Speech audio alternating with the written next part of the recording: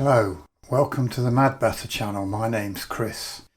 I should add that as from this video in November 2023, I am now recording in 1440p rather than 1080p, so those of you with larger or higher resolution monitors should hopefully see an improvement in video quality.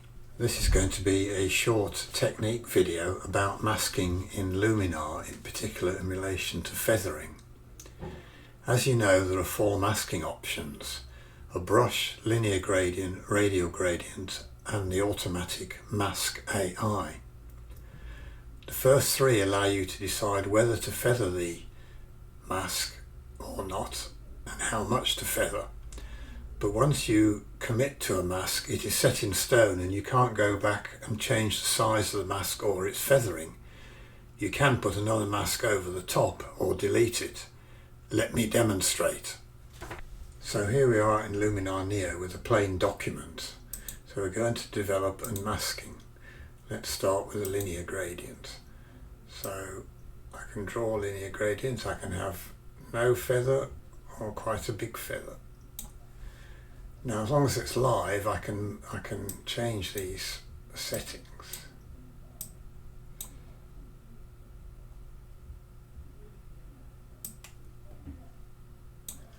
But once I commit to it by doing that, and I show it, I can't do anything with this at all, even going back into the linear gradient. I can add another linear gradient, and of course I can put another one over the top of this with, let's say, no feather.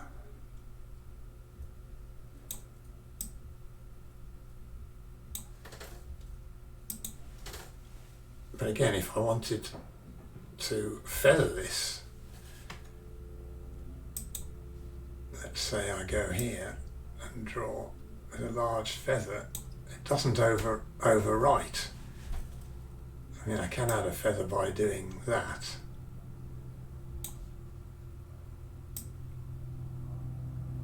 But I can't have a feather of the original size of the gradient. So we'll clear those. It's exactly the same with the radial gradient. I'll draw it, invert it, commit to it. Now I'll go back. I can draw another one like that, invert it, commit to it. Or I can go back in here and draw another one here, invert it, and of course I can change the feather like that, commit to it. So this is not terribly flexible. It's nothing like Lightroom, where you can draw a linear or radial gradient or brush gradient, decide on the feather, come out of the develop module, and then go back in, open masking, and the mask you put on the image is still there and fully editable. The brush masking is slightly more flexible because we have a paint option, and of course you can vary the feathering when you paint, although you can't go back and redo that, although you can paint over it. And of course we have an erase option, so I can erase with a sharp edge, or I can erase with a soft edge. So this is pretty much like the brush tool in Lightroom. With Mask AI, on the other hand, the program will automatically recognize certain types of features and offer to mask them for you. So if we click on Mask AI, I've already run it before this, it's recognised sky, architecture, transport and natural ground. So let's choose transport, which will be the car. And here it's done an okay job. There's lots of excess bits. It hasn't recognised the window. There's missed bits here. But more importantly, you can see there's a hard edge to it. And all Mask AI masks are hard edged. So what if you want a feathered edge? Well, that's what we're going to talk about now. So now you see that I've tidied up the car mask using a paintbrush. So let's imagine this is what Mask AI had offered us originally, but you actually want a soft edge for some reason. Well, it's a fairly easy thing to do. All we need to do is to get the brush tool and add a feather or deduct a feather. If you want the feather to come out from the existing mask, then you want to be in paint mode. You want a low strength, which you vary depending on how strong you want your feather to be, and a fairly high or fairly low feather on your brush, or high softness if you prefer it that way. You probably need a fairly big brush, and then go around keeping the inner circle just inside the main mask. It's probably not strong enough, probably 30% or something. And then just go round like that, keeping the inner circle on the main mask.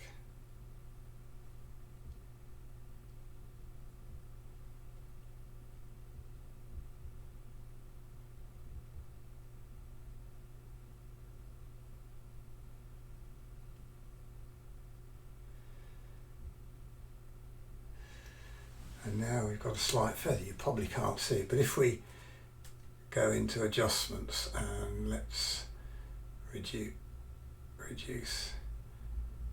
you can see there's a sort of feathered edge to the blackness, or if we go the other way, you can see a sort of slight halo around the outside of the car. I mean, obviously I could go round again or use a slightly higher strength. If, on the other hand, you want your feather to be inside the main mask, in other words to reduce the size, then you want your brush to be on erase and at a fairly high strength this time. So let's say 70%, same sort of softness. Now what you do is you run around it and you keep the inner circle just outside the main mask. I think maybe 70% was a bit high, but we'll keep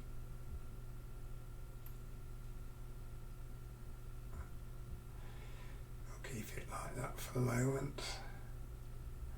Try and keep the inner circle outside the main mask.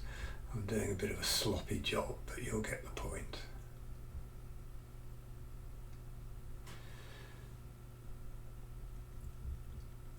Right, so if we go into adjustments, you'll see there's now a feathered edge to darkness on the inside of the original mask, or if we go the other way,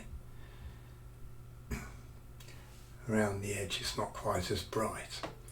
So those are the two ways of feathering a hard mask, AI mask.